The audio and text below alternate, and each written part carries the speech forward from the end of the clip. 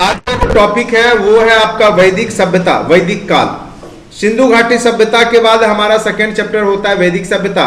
और यहां से आपके प्री और मेंस सब जगह क्वेश्चन पूछे जाते हैं, चाहे जनरल कंपटीशन में बैठे किसी भी कंपटीशन में। इतिहास का महत्वपूर्ण टॉपिक है यह वैदिक सभ्यता। यहां से क्वेश्चन आपको आएंगे ही आएंगे, ठीक है। तो वैदिक सभ्यता को समझने से पहले हमने आपको सिंधु घाटी सभ्यता पढ़ाया था। तो सिंधु घाटी सभ्यता में हमने देखा किस प्रकार से उसका उत्पत्ति हुआ और किस प्रकार से पतन हुआ था, और किस प्रकार से वो एक महान सभ्यता के रूप में भारतीय इतिहास में जानी जाती है। तो ये सब हो गया। तो दूसरा आया आपका सिंधु घाटी सभ्यता के बाद जो काल आया वो आया आपका वैदिक सभ्यता, वैदिक काल। तो इसकी भी उत्पत्ति के बहुत सारे सिद्धांत हैं, उसकी भी चर्चा करेंगे। साथ साथ वैदिक सभ्यता क्यों नाम पड़ा, सबसे पहले ये जानेंगे। तो वैदिक सभ्यता नाम के पीछे कारण है क्योंकि यहां पे वेदों का निर्माण हुआ। वैदिक सभ्यता इसलिए इसको कहा गया क्योंकि यहां पर क्या हुआ, वेदों का निर्माण हुआ।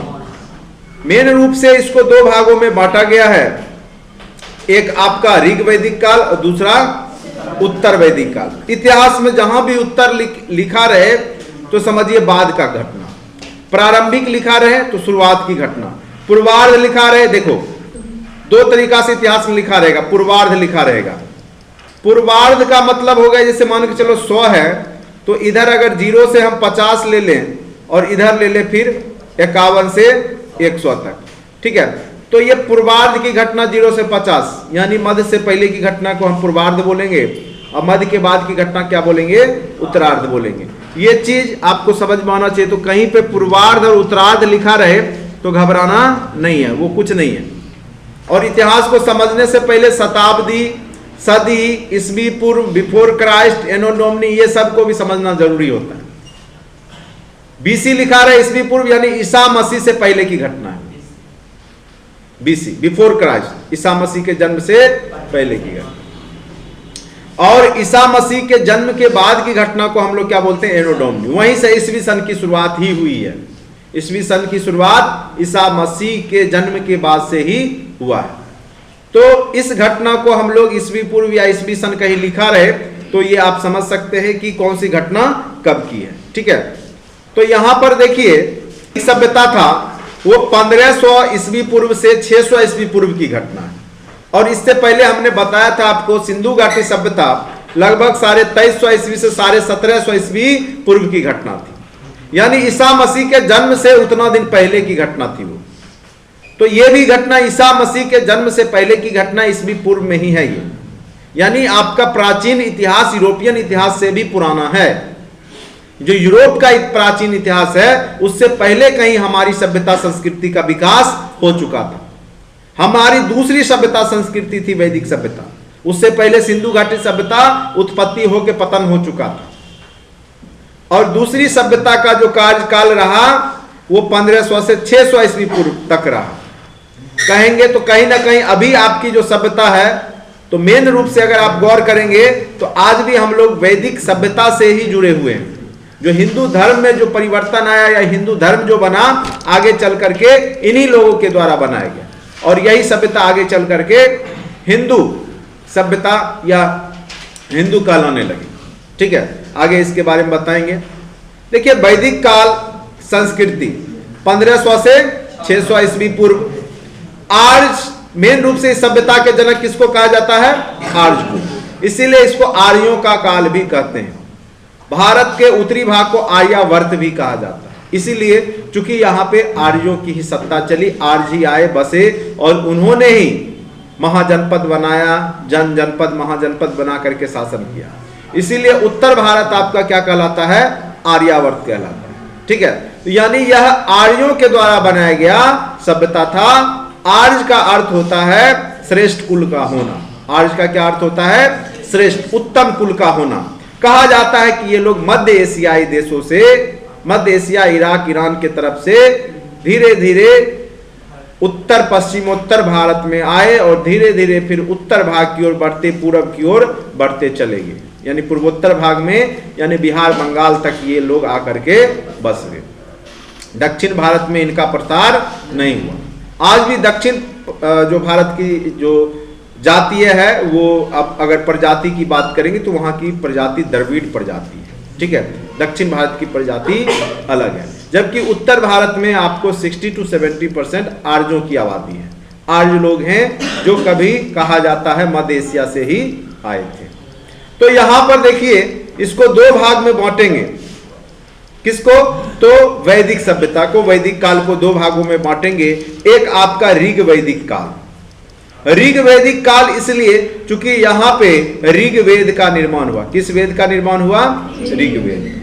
अब कहिएगा ऋग क्या होता है? ऋग मतलब होता है ऋचा, ऋचा मतलब होता है श्लोक। क्या होता है? श्लोक। तो यहां पे जो वेद बने उसमें श्लोक के द्वारा से वहां पर वेद लिखे गए थे, इसीलिए उस वेद को ऋग वेद कहा गया, क्योंकि इसी काल में 1500 से 1000 ईस्वी पूर्व में इन वेदों का निर्माण हुआ था, इसीलिए इस काल का ही नाम क्या पड़ गया? ऋग वैदिक काल। क्या पड़ गया? सबसे प्राचीनतम अगर वेद कोई पूछे तो आपको बोलना है ऋग वेद। अब आ जाइए, दूसरा है उत्तर वैदिक काल। उत्तर वैदिक काल का जो सामान्य पीरियड है वो 1000 से 600 ईस्वी पूर्व का है। यहां पर 3 वेद बनाए गए, ठीक है। सामवेद, यजुर्वेद, अथर्ववेद, ये तीनों वेद उत्तर वैदिक काल में बने, ठीक है। ऋग्वैदिक समाज कैसा था, उत्तर वैदिक समाज कैसा था? तो अगर दोनों में डिफरेंसेज, अगर कई बार बीपीएससी जो मेंस लिखते हैं तो उसमें दोनों डिफरेंसेज पूछता है, तो उसके हिसाब से ही हमारा जो ये आपका पीडीएफ है बहुत ढंग से बनाया गया है। तो अगर आप इसको अच्छे से देखते हैं तो अच्छे से समझ में आ जाएगा। साथ साथ सहायक ग्रंथ भी बनाए गए थे। उन सहायक ग्रंथ जैसे है ब्राह्मण ग्रंथ, आरण्यक, उपनिषद। देखिए उपनिषद का अर्थ होता है कि जो ऋषि मुनि थे, जो जानकार थे उस समय, उसके सामने में बैठ के जो अध्ययन किया जाता था। उपनिषद निकट में बैठ करके उनकी, क्योंकि पहले क्या था, अभी के तरह किताब कॉपी कलम नहीं हुआ करता था। कलम कॉपी जो अभी आप जाके खरीद लेते हैं वो सिस्टम नहीं था। तो लोग पढ़ते कैसे थे? तो श्रुति सुन सुन करके, कहानियों के माध्यम से गुरुजी अपने जो छात्र थे उसको सुनाते थे, कहानियां, श्लोक सुनाते थे और उसको सुना सुना करके याद करवाते थे। और वही श्लोक पे आधारित, वही श्रुति के आधारित पढ़ाई हुआ करता था। तो यहाँ पे उपनिषद में यानी जो था, हाँ, ऋषि मुनि जो भी तपस्वी या जो भी ज्ञान देते थे उसके सामने बैठ करके ज्ञान का अर्जन करना। आरण्यक जंगल में बैठ के ऋषि मुनि तपस्या करते हुए जो ग्रंथ की रचना करते थे उसको आरण्यक कहा जाता था। और ब्राह्मण ग्रंथ जो है यहाँ पर, ये भी आपका उसी समय जो इन ग्रंथों को समझने के लिए बनाए गए थे, यानी एक प्रकार का कहिए इन्हीं सब ग्रंथों का टीका हुआ करता था, जिसको समझने के लिए ब्राह्मण ग्रंथ बनाए गए। देखिए वर्तमान में जो आर्य शब्द, पहले क्या कहा जाता था? आर्य का अर्थ होता है श्रेष्ठ कुल का होना, और अभी वर्तमान में आर्य शब्द का अर्थ होता है अच्छी नस्ल या जाति के रूप में नहीं, बल्कि यूरोपीय भाषा परिवार का सदस्य होना। तो यहां पर अभी जो होता है आर्य का जो माना जाता है वो यूरोपीय भाषा परिवार का सदस्य होना, यानी जो लोग यूरोपीय भाषा परिवार का जो भाषा है उसको बोलते हैं और उसकी संस्कृति का पालन करते थे, तो उनको आर्य कहा गया है। और ये लोग जो है 1500 ईस्वी पूर्व के आसपास यूरोप से भारत के बीच रहते थे, यानी यूरोप और भारत के बीच में ये लोग पहले निवास करते थे, और धीरे धीरे ये लोग 1500 ईस्वी पूर्व के आसपास उधर से ही भारत की ओर बढ़े, ठीक है। अब कहिएगा कि आर्यों का निवास स्थल कहां था? तो कई विद्वानों ने अलग अलग स्थान को आर्यों का निवास स्थल माना है। कहिएगा कौन सही है कौन गलत है, यह विवाद का विषय है, क्योंकि उस समय के कोई भी पुरातात्विक सोर्स उस ढंग से नहीं मिले जिससे यह पता किया जा सके कि ये लोग मध्य एशिया के ही थे या यहीं के थे। तो अलग अलग सोर्स से अलग अलग बातें जानकारी मिलती है और अलग अलग इतिहासकार उसको अलग अलग मानते हैं। कुछ इतिहासकारों का मानना है कि जर्मनी से आया आर्य लोग, कुछ लोग बोले डेन्यूब नदी जो यूरोप की नदी है वहां से ये लोग आए, कुछ लोगों ने बोला, इतिहासकार ने, ये उत्तरी ध्रुव से आए, कुछ इतिहासकारों ने तिब्बत बताया, कुछ बोले कि ये सप्त सैंधव जो सिंधु घाटी सभ्यता थी वहीं से आए, कुछ लोगों ने बोला मध्य एशिया से। मैक्स मूलर जिसमें मध्य एशिया बोला, सर्वमान यही है, सबसे ज्यादा इसी ने साक्ष्य पुष्टि किया है, इसी ने प्रमाण दिया, जिस कारण से मैक्स मूलर का बात को ज्यादा माना जाता है। लेकिन हम लोग सबकी चर्चा करेंगे। मेंस में यहां से क्वेश्चन पूछ देता है बीपीएससी में भी कि उत्पत्ति के सिद्धांत की व्याख्या करे कि आर्यों की उत्पत्ति किस प्रकार से हुई और कहां से वो भारत में आए। तो वहां पे जैसे पेंका एवं हट एक इतिहासकार का नाम है, वो बताते हैं कि जो आर्य लोग हैं वो जर्मनी से आए। जर्मनी यूरोपियन कंट्री है, आपको पता ही होगा। सर गेल्स बोलते डेन्यूब नदी, ये भी यूरोप की प्रमुख नदी है, उसके किनारे से ये लोग जो है धीरे धीरे भारत की ओर बढ़े। आपके बाल गंगाधर तिलक हैं, वो भी एक इतिहासकार थे, उन्होंने बोला कि आर्य लोग उत्तरी ध्रुव से आए। ठीक है, उत्तरी ध्रुव से आए, यानी कह सकते हैं जो रसिया का साइबेरियन क्षेत्र है या उधर से ये लोग आए। फिर दयानंद सरस्वती बोलते हैं, ये भी इतिहासकार हैं दयानंद सरस्वती, जिन्होंने बोला था वेदों की ओर लौटो, खास करके प्राचीनतम भारतीय सभ्यता संस्कृति पे विशेष जोर देते हैं। और वेदों की ओर लौटे तो आप जान ही रहे कि वेद की चैप्टर है वैदिक सभ्यता। जब ये बोलते वेदों की ओर लौटे तो ये इन्होंने रिसर्च जरूर किया होगा वेद पे, तो ये बोलते कि ये लोग तिब्बत से आए। कहां से आए? तिब्बत। अविनाश चंद्र दास बोलते हैं कि ये लोग सप्त सैंधव प्रदेश, जो सिंधु नदी और उसकी जो 7 नदियां थी उसी के आसपास रहते थे, और वही लोग आकर के धीरे धीरे अपनी सभ्यता का विकास किए। आगे चल करके सिंधु घाटी सभ्यता के समापन के बाद तो वही आपके वैदिक सभ्यता कहलाए। लेकिन सबका बात खारिज हो जाता है। बात माना जाता है सबसे ज्यादा मैक्स मूलर का, यह बोलता है कि यह आज जो है मध्य एशिया से आए। इसलिए मध्य एशिया को सर मान्यता प्राप्त हुई चूंकि इसके साहित्यिक सोर्स मिल गए। वेदों में नदियों का जो नदी का जिक्र है वो इराक, ईरान, फारस की नदियों का जिक्र है। यानी वेद जब लिखा जा रहा था तो वो लोग वहीं पे रहते होंगे, तभी तो नदियों का जिक्र किए हैं। जो नदी अफगानिस्तान की नदी है, जो नदी इराक की नदी है, उसकी चर्चा वेद में मिल रहा है, इसका मतलब है। और वहां पे गंगा नदी की चर्चा नहीं है। यानी उस समय वो लोग वैदिक सभ्यता में, ऋग्वैदिक काल में वो लोग गंगा नदी को नहीं जान रहे थे, यानी वो भारत तक, उत्तर भारत तक नहीं पहुंचे थे।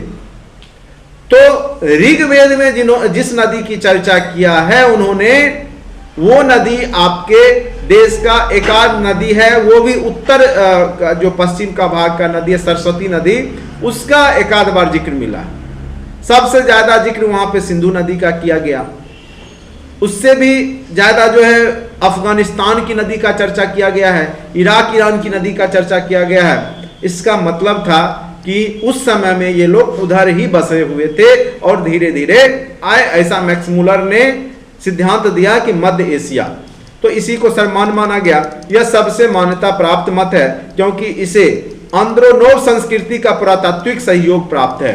एक संस्कृति का विकास हुआ था आंद्रोनोव संस्कृति, और जब उसके पुरातात्विक सोर्स खोजे गए तो बहुत सारे जो अवशेष मिले, जिस देवी देवता का जो अभिलेख में चर्चा किया गया था वही देवी देवता का चर्चा ऋग्वेद में भी किया गया है। यानी यह बात का पुष्टि करता है कि जो आंद्रोनोव संस्कृति थी उस एरिया में, तो उससे मिलता जुलता है। यानी कहीं ना कहीं ये मध्य एशिया से ये लोग भारत की ओर आए होंगे। ठीक है, अब देखिए जिस प्रकार, देखिए यहाँ पे आपका भूमध्य सागर है, तुर्की है, मतलब तुर्की, उसके बाद इराक है, ईरान है, पाकिस्तान है, इधर अफगानिस्तान है, भारत है। एक छोटा सा मैप बनाने का प्रयास किया गया। इधर मध्य एशिया, कजाकिस्तान, किर्गिस्तान, तुर्कमेनिस्तान, आप लोग रूस के बीच में आप लोग नाम जानते ही होंगे। तो ये भूमध्य सागर है। तो यहाँ पे लेटिन ग्रीक, पूर्वी यूरोप में जो था होमर बस चलता था 900 से 800 ईस्वी पूर्व में, इलियड और ओडिसी।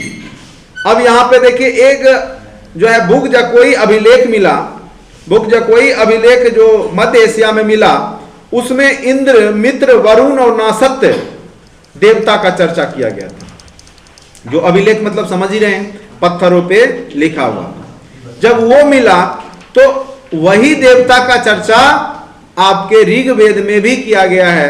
तो इस बात की पुष्टि हो गई कि ये लोग जो है मध्य एशिया से ही, चूंकि पुरातात्विक सोर्स भी मिल गया और साहित्यिक सोर्स जो ऋग्वेद तो है ही, वो दोनों मिल गए, जिस कारण से मध्य एशिया से ही माना जाता है कि ये लोग इराक ईरान होते हुए भारत तक पहुंचे। ठीक है, अब आ जाइए, भारत में आने पर उन्होंने प्रारंभिक निवास स्थान किसको बनाया? ठीक है, तो यहां पर देखिए, प्रारंभ में आज के अफगानिस्तान से लेकर, कहां से? अफगानिस्तान से लेकर भारत के पंजाब हरियाणा तक रहते थे। यानी अगर मैप के सहारे अगर आपको देखा जाए तो ये लोग, मेन रूप से मैं मैप बना दूं यहां पर थोड़ा, तो आपको अच्छे से क्लियर होगा। क्या हुआ? हाँ, ये पॉइंट मिस्टेक से 2 बार लिखा गया।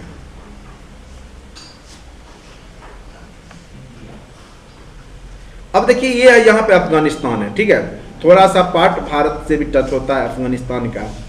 तो यहां से लेकर के ये आपका यहां पे दिल्ली हरियाणा है, यहीं तक के क्षेत्र में ये लोग आकर के बसे हुए थे उस समय में। ठीक है, तो यहां पर लिखा हुआ प्रारंभ में आज के अफगानिस्तान से लेकर भारत के पंजाब हरियाणा तक रहते थे, और वे धीरे धीरे किधर बढ़े? पूर्वी भारत की ओर, यानी यूपी होते हुए, बिहार होते हुए, कि ये लोग धीरे धीरे किधर से किधर की ओर बढ़े? तो अफगानिस्तान से धीरे धीरे ये लोग बढ़ते गए, उत्तर पश्चिम भारत होते हुए धीरे धीरे पूर्वी भारत की ओर बढ़े, और धीरे धीरे आगे चल करके ये लोग बंगाल तक बढ़ करके बस जाते हैं। अब देखिए, जो निवास क्षेत्र शुरुआत में था, क्योंकि जो नदियों की चर्चा मिली है वेदों में, गोमल नदी लिखा गया, वो गोमती का ही नाम था। स्वास्तु नदी वर्तमान की स्वात नदी है। कुभा काबुल को कहा जाता है। कुर्मू नदी वर्तमान में है। तो इन सब नदियों का चर्चा अफगानिस्तान के क्षेत्र है, जिसका वेदों में किया गया था, जो आज भी मौजूद है। और आगे चल करके भारत पाकिस्तान के क्षेत्र का जो सप्त सैंधव प्रदेश है, जो 7 नदी और सिंधु नदी का जो क्षेत्र है, उसको देवयोगी प्रदेश कहा जाता था, और उनकी नदियों का भी चर्चा वेदों में मिला है। जैसे सिंधु का नाम सबसे अधिक बार प्रयोग किया गया है। सिंधु अगर पूछेगा कि वेदों में किस नदी का सर्वाधिक बार जिक्र किया गया, उल्लेख किया गया है, वो है सिंधु नदी। दूसरा है विस्सता, विस्सता को झेलम, यहीं पे आपको पढ़े होंगे, सिकंदर महान राजा पुरु के बीच में विस्सता नदी के किनारे ही युद्ध हुआ था। जो झेलम कहां पे है? झेलम नदी जम्मू कश्मीर में है। तीसरा अश्वनी, जिसको चनाब कहा जाता है, ये भी है।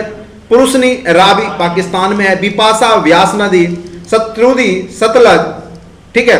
तो 7वीं नदी सरस्वती, जो कि हरियाणा में भी बहती थी, लेकिन अभी यह सूख चुकी है, लेकिन इसको फिर से जो है रीजनरेट करने का प्रयास किया जा रहा है। फिर से सरस्वती नदी को अभी विलुप्त हो गई है, लेकिन इसी को नदी तमा और माते तमा कहा गया था, यानी माता के समान। तो माते तमा के तो सरस्वती उस समय, अगर पूछेगा सबसे पवित्र नदी ऋग्वैदिक काल में कौन सी थी, तो चलिए अब समझ गए होंगे कि किस नदी का जिक्र सबसे ज्यादा किया गया है, सिंधु नदी। और सबसे पवित्र नदी ऐसे कौन सा माना गया है, सरस्वती नदी।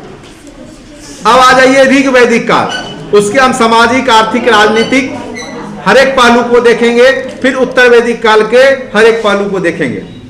तो भारत में आगमन के क्रम में आर्य मध्य एशिया और ईरान से पहुंचे। कहां से पहुंचे? मध्य एशिया और ईरान से। भारत में आर्यों की जानकारी कहां से मिलती है? ऋग्वेद से मिलती है। ऋग्वेद हिंद यूरोपीय भाषाओं की सबसे प्राचीनतम और पवित्र ग्रंथ है। अब देखिएगा, हिंद यूरोपीय भाषा इसलिए क्योंकि हिंदी का भी विकास और यूरोपीय भाषाओं से ही हुई है, ठीक है, इसीलिए इसको हिंद यूरोपीय परिवार की भाषा बोला जाता है। जैसे गौर कीजिएगा, माता, ठीक है, माता को हम लोग इंग्लिश में मदर ही क्यों बोलते हैं, मौ से ही क्यों है, ठीक है। तो बहुत सारे आपको लगेगा कि लैंग्वेज जो है कहीं ना कहीं एक ही जगह से उत्पत्ति हुआ और धीरे धीरे विस्तार हुआ। संस्कृत में मातृ, हिंदी में माता, सब माँ शब्द से ही उच्चारण क्यों हुआ, माँ, माता, मातृ, जो भी लीजिएगा लेटिन में ही माँ से ही आपको मिलेगा। तो कहने का अर्थ है कभी ना कभी शब्दों की उत्पत्ति एक ही जगह से हुई, धीरे धीरे लोग अब बिहार तक आते आते आप माँ को माई कहने लगते हैं। माई कहीं होता है, माँ होता है, मम्मा होता है, सब मोए से होता है ना, मैयो होता है। चलिए, ऋग्वेद हिंद यूरोपीय भाषाओं का सबसे प्राचीनतम एवं पवित्र ग्रंथ है। ऋग्वेद में अग्नि, इंद्र, मित्र, वरुण आदि देवताओं की स्तुतियां संग्रहित है। स्तुतियां मतलब प्रार्थना। इनकी रचना महर्षि कृष्ण द्वैपायन वेद व्यास, पूरा नाम क्या है, महर्षि कृष्ण द्वैपायन वेद व्यास। अगर पूछे कि ऋग्वेद के रचयिता कौन है तो ऐसे सिंपल वेद व्यास बोल दिया जाता है, लेकिन उनका पूरा नाम है महर्षि कृष्ण द्वैपायन वेद व्यास। और अन्य गोत्रों के ऋषि मुनियों और मंत्र सृष्टाओं ने की है, यानी सिर्फ वेद व्यास ने ही नहीं किया बल्कि अन्य जो गोत्र थे उस समय उनके ऋषि मुनि और जो मंत्र बनाते थे, निर्माण करते थे, सबने मिलकर के ऋग्वेद का निर्माण किया था। इसमें कितना मंडल है, इसमें 10 मंडल है और 2 से 7वें मंडल तक प्राचीनतम अंश है, यानी 2 से 7 मंडल पुराना है, जबकि पहला और 10वां मंडल बाद में जोड़ा गया है। और इसमें कुल 1028 श्लोक हैं। 250 से 300 के बीच में इंडो यूरोपियन शब्द का प्रयोग किया गया है। मुख्य बातें, फर्स्ट मंडल में जुआ की बात की गई है, चर्चा किया गया है। सेकेंड मंडल की विशेषता कृषि क्रियाओं के बारे में बताया गया है। थर्ड मंडल में गायत्री मंत्र की चर्चा की गई है और इसकी रचना विश्वामित्र ने किया था। यह क्वेश्चन पूछ सकता है कि गायत्री मंत्र किस देवता को समर्पित है, तो सूर्य देवता को समर्पित है और इसकी रचना विश्वामित्र ने किया था। और तीसरे मंडल में इसकी चर्चा है गायत्री मंत्र की। 7वां मंडल भी महत्वपूर्ण है, यह भी कई बार पूछा है। इसमें जो है आपका 10 राजाओं का जिक्र किया गया है। दशराग्य युद्ध हुआ था। कौन सा युद्ध, दशराग्य युद्ध वैदिक सभ्यता में हुआ था। वैदिक काल में 10 राजाओं के बीच में युद्ध हुआ था, उसकी चर्चा है। उसके बाद वरुण देव की पूजा की चर्चा है। वरुण देव, वरुण किसके देवता है, यहाँ पे जल के। किसके देवता हैं, जल के। पवन किसके देवता होते हैं, वायु के। उसके बाद यहाँ पे 9वां मंडल जो है सोम को समर्पित है। और एक प्रसिद्ध वाक्य इसी में लिखा गया था, मैं कवि हूं, मेरे पिता वैद्य हैं तथा मेरी माता अनाज पीसती है। यानी कहने का अर्थ है यह समाज जन्म के आधार पर नहीं बटा था बल्कि कर्म आधारित समाज था। जो ऋग्वैदिक समाज था इसमें जन्म के आधार पर नहीं बल्कि कर्म के आधार पर लोग बटे थे, या जाति का निर्माण नहीं हुआ था। इस समय देखेंगे कि एक ही परिवार के लोग विभिन्न तरह के काम कर रहे हैं। कोई वेद का काम कर रहा है, कोई कवि का काम कर रहा है, कोई शूद्र का जो काम है अनाज पीसना वो भी कर रहा है। यानी यहाँ पे आप देख सकते हैं कि कर्म आधारित समाज है, ठीक है, जन्म आधारित समाज नहीं है। इस बात से पुष्टि होता है। उसके बाद 10वां मंडल में एक तत्ववाद, बहुदेववाद, सर्वेश्वरवाद का उल्लेख है। एक तत्ववाद मतलब ईश्वर एक है, बहुदेववाद मतलब ईश्वर अनेक है, सर्वेश्वरवाद मतलब हर एक जगह ईश्वर है। तो इन सब चीजों का जो कॉन्सेप्ट आ गया वो 10वें मंडल में, जो कि सबसे लास्ट में जोड़ा गया है, उसमें इनका जिक्र किया गया है। उसके बाद वसुधैव कुटुंबकम, विश्व ही पूरा परिवार है। पूरा विश्व क्या है, एक परिवार है। इसकी भी चर्चा 10वें मंडल में है। पुरुष सूक्त में वर्ण व्यवस्था की उत्पत्ति का सिद्धांत दिया गया है कि ब्रह्मांड की उत्पत्ति कैसे हुई है। जो वर्ण व्यवस्था है, जैसे ब्रह्मा के शरीर के बांह से क्षत्रिय आए, नहीं, मस्तिष्क से ब्राह्मण पैदा हुए, जंघा से वैश्य और पैर से शूद्र। इस प्रकार से जो पुरुष सूक्त में चर्चा किया गया है, तो वर्ण व्यवस्था के उत्पत्ति के बारे में बताया गया है। अब आ जाइए ऋग्वैदिक समाज। मुख्यतः कबीलाई समाज था। मुख्यतः कौन सी समाज थी, कबीलाई। कबीला मतलब समझ ही रहे हो, ठीक है। उसके बाद समाज पितृसत्तात्मक था, यानी समाज में पिता, अभी भी आपका समाज कौन सा समाज है, भारत में पितृसत्तात्मक समाज है। पिता का महत्व ही समाज में चलता है। महिला या लेडीज के महत्व को कम दर्शाया गया है। वर्तमान में सरकार प्रयासरत है। महिलाओं को पुरुषों के समान समान अधिकार प्राप्त था शुरुआती दौर में ऋग वैदिक काल में। आगे चल करके धीरे धीरे महिलाओं के अधिकार को समाप्त किया गया। उस समय में ऋग वैदिक काल में विभिन्न महिलाओं ने वैदिक मंत्रों की भी रचना किया था, जिसमें अपाला, घोषा, विश्व आरा, लोपा मुद्रा, यानी आ लगा हो तो समझ जाइए वो महिलाएं कहाँ की है, ऋग वैदिक काल की महिला है। और ये सब विदुषी हुआ करती थी उस समय, और इन्होंने भी मंत्र निर्माण में भूमिका निभाया है। अपाला, घोषा, विश्व आरा, लोपा मुद्रा, ठीक है। और जो विवाह था, बहु विवाह हुआ करता था, एक से अधिक विवाह, ठीक है। बहुपति की प्रथा थी, यानी एक से अधिक पति रखने की प्रथा थी। और आप ये महाभारत में देख सकते हैं, द्रौपदी के केस में आप देख सकते हैं कि द्रौपदी के 5 पति थे। पांचों पांडु पुत्र पांचों जो थे वो द्रौपदी के पति थे। तो कहने का अर्थ है, कई इतिहासकार कहते हैं कि जो महाभारत भी है वो कबीलाई समूहों का ही है, यानी वैदिक सभ्यता से ही जुड़ा हुआ है। आप मिलाइएगा तो बहुत चीज उसमें दिखेगा, ठीक है। बहुपत्नित्व भी था, यानी एक पति के एक से अधिक पत्नियां हुआ करती थी, और पत्नी के भी एक से अधिक पति हुआ करते थे, ठीक है। और ऐसा आज भी जो है आपको। अब देखिए राजनीतिक जीवन, कबीले का मुखिया क्या था, सरदार हुआ करता था। राजा एवं राजन जैसी उपाधि धारण किया करता था। अधिकारी तंत्र के पास निजी सेना और न्यायिक तंत्र का अभाव था, यानी उस समय तक उसके पास उतना धन नहीं था कि वो अपनी सेना रख सके। प्रजातांत्रिक परिषदों की व्यवस्था थी, यानी परिषदों के माध्यम से वहां पे शासन किया जा रहा था। जैसे 4 प्रकार के मेन रूप से वहां प्रजातांत्रिक परिषद था। एक को सभा कहते हैं, सबसे ज्यादा इसका उल्लेख सबसे ज्यादा समिति का हुआ है 9 बार, जबकि सभा का उल्लेख 8 बार हुआ है। और ये वृद्ध लोगों की सभा हुआ करती थी, यानी जैसे अभी राज्यसभा होता है ना, उस समय ये लोग अपना एक सभा बनाए हुए थे, जिसमें जो वृद्ध बुजुर्ग थे वो लोग जाते थे। समिति का 9 बार उल्लेख है, और इसमें सभी सदस्य, जैसे जो भी अभी गांव के होते हैं सभी सदस्य ग्राम पंचायत के सदस्य होते हैं, उसी प्रकार से उस समय जो समिति के सभी सदस्य हुआ करते थे। विदत का उल्लेख 122 बार किया गया है, और गण का भी उल्लेख है। लेकिन विदत के बारे में स्पष्ट रूप से जानकारी क्लियर नहीं हो पाया, लेकिन कहा जाता है कि लूट के माल का बंटवारा करने के लिए यह संस्था बनाई गई थी। यानी ये लोग आपस में, जो एक कबीला दूसरे कबीलाई समूह पे अटैक करता था, आक्रमण करता था, और उसका लूटपाट कर लेता था। और जो लूटपाट करता था तो फिर आपस में सब मिलके बांट लेता था विदत के माध्यम से, ठीक है। तो वही रही होगी, ठीक है। चलिए अब आते हैं अर्थव्यवस्था पे। अर्थव्यवस्था मेन रूप से जो वह समाज था पशुपालन पे आधारित था। यहाँ पे मेन रूप से जो व्यवसाय था वो गौ सेवा, गौ का जो है यहाँ पे गाय का पालन करना। तो यह समाज जो था ग्रामीण समाज था, और मेन रूप से इनका पेशा क्या था, पशुपालन। कृषि ये लोग कम ही करते थे, द्वितीयक पेशा था कृषि, लेकिन प्रथम पेशा इनका क्या था, गाय का पालन करना, बकरी घोड़ा ये सब पालन करना। गायों का काफी महत्व था, इतना महत्व है कि जो विभिन्न शब्द बनाए गए थे गायों पे ही आधारित था। जैसे पुत्री को दुहिती कहा जाता था, दुही मतलब गाय दूहने वाली, घर में गाय दूहने का काम पुत्री करती थी, इसीलिए उसका पुत्री को दुहिती कहा जाता था। समय को गोधूली वेला कहा जाता था, गोधूली इसलिए कि समय का माप था, गाय धोने का समय होता होगा उसको गोधूली वेला। गोविष्टि युद्ध को कहा जाता था, गोप राजा को कहा जाता था, राजा को क्या कहा जाता था, गोप कहा जाता था। तो इस प्रकार से यानी गाय से जुड़े हुए शब्द बन गए। इसका मतलब है गाय बहुत ही पवित्र पशु उस समय मानी जाती थी।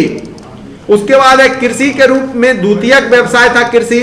मेन रूप से जौ, यव, बुआई, जुताई, कटाई ये सब के बारे में इनको जानकारी थी। मौसम संबंधी जानकारी भी इनको थी, लेकिन कृषि मुख्य पेशा नहीं था।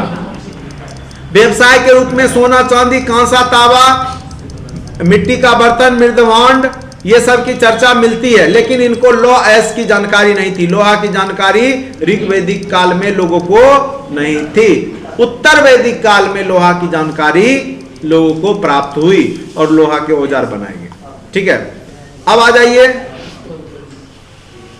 ऋग वैदिक धर्म। धर्म किस प्रकार से था, तो यहाँ पे आपको विभिन्न रूप देखने को मिलेंगे धर्म में। एकेश्वरवाद, बहुदेववाद, सर्वेश्वरवाद। एकेश्वरवाद मतलब ईश्वर एक है, बहुदेववाद मतलब एक से अधिक ईश्वर है, सर्वेश्वरवाद मतलब सभी जगह ईश्वर है। हिरण्यकश्यपु वाला कहानी सुना होगा नहीं?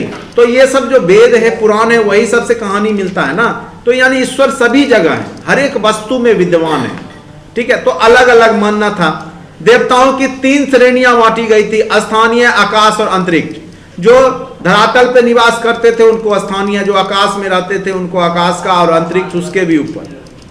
तो प्रमुख देवता के रूप में इंद्र थे, जो कि वर्षा और वीरता के परिचायक थे। अग्नि मनुष्य और देवताओं के बीच में मध्यस्थ के देवता थे, यानी कनेक्शन, नेटवर्क स्थापित होता था ईश्वर और मनुष्य के बीच में अग्नि के द्वारा। और आज भी आप पूजा पाठ करते हैं तो सबसे पहले अगरबत्ती जलाते, क्यों? कनेक्शन एस्टेब्लिश होगा, नेटवर्क, तभी ना फोन होगा नहीं। उसके बाद है वरुण, जल के देवता वरुण थे, जल के देवता। और नासत्य डॉक्टर देवता, यानी चिकित्सक वाला काम उनका नासत्य करते थे। कुछ देवी का भी चर्चा है, जैसे उषा, अदिति, निशा, लेकिन इनका महत्व उतना नहीं था क्योंकि यह समाज पितृसत्तात्मक था। आज स्तुति, वंदना, यज्ञ, प्रार्थना द्वारा अपनी देवी देवताओं की पूजा करते थे। प्रकृति का देवीकरण किया गया था, जैसे सनलाइट है, प्रकाश को पूज रहे हैं, सूर्य को पूज रहे हैं, वायु को पूज रहे हैं, धरती को पूज रहे हैं, आग को पूज रहे हैं। यानी कह सकते हैं जो प्रकृति में जो चीज वस्तुएं थी उसी को ये लोग देवीकरण करके पूजा करते थे। ऋग्वैदिक काल में कर्मकांड नहीं था, लोग प्रकृति को ही पूजा के स्वरूप में मानते थे। बिहार में आप खास करके छठ पूजा देखिए, वास्तव में अगर आप देखिएगा तो वो एकदम आपको दिखेगा प्रकृति आधारित पूजा। उसमें ना पंडित की आवश्यकता है, ना उसमें किसी देवता की आवश्यकता है, नहीं, सारा कुछ प्रकृति पे आधारित नहीं है। पूरा छठ पूजा जो बिहार में होता है तो एक प्रकार से प्रकृति का देवीकरण का रूप आपको दिख जाएगा। ठीक है, उसके बाद धर्म का स्वरूप यथार्थवादी, यानी लोग जो धार्मिक काम कर रहे हैं वो यथार्थ के लिए कर रहे हैं, स्वर्ग में जाने के लिए पूजा नहीं कर रहे हैं, यहीं पे सुख सुविधा से लैस हो वैसा पूजा। लोगों को जानकारी है कि स्वर्ग नरक की चर्चा यहाँ पे नहीं हुई है। तो इस प्रकार से आपका ऋग्वैदिक धर्म ऋग्वैदिक काल में चला। तो सामाजिक, आर्थिक, राजनीतिक, आज के लेक्चर में आपने ऋग्वैदिक काल के बारे में अच्छे से पढ़ लिया। सेकेंड लेक्चर उत्तर वैदिक काल में हम सामाजिक, आर्थिक, राजनीतिक चर्चा करेंगे, और दोनों का जब डिफरेंस पूछेगा तो फिर दोनों के डिफरेंस को सामाजिक, आर्थिक, राजनीतिक रूप में हम लोग जो है पढ़ेंगे। तो ये सारा जो कॉन्सेप्ट है प्री में, मेंस में, सब जगह ये काम आता है। ठीक है, और जनरल कंपटीशन में भी यहाँ से क्वेश्चन आसान से क्वेश्चन पूछे जाएंगे कि ऋग्वैदिक काल में किस वेद का निर्माण हुआ, नहीं, फिर उत्तर वैदिक काल में किसका हुआ, वेद का निर्माण कौन किया, पुराण कितने हैं। तो ये सब क्वेश्चन यहाँ से ऋग्वैदिक काल से पूछे जाते हैं। नेक्स्ट क्लास में आपका कंप्लीट किया जाएगा।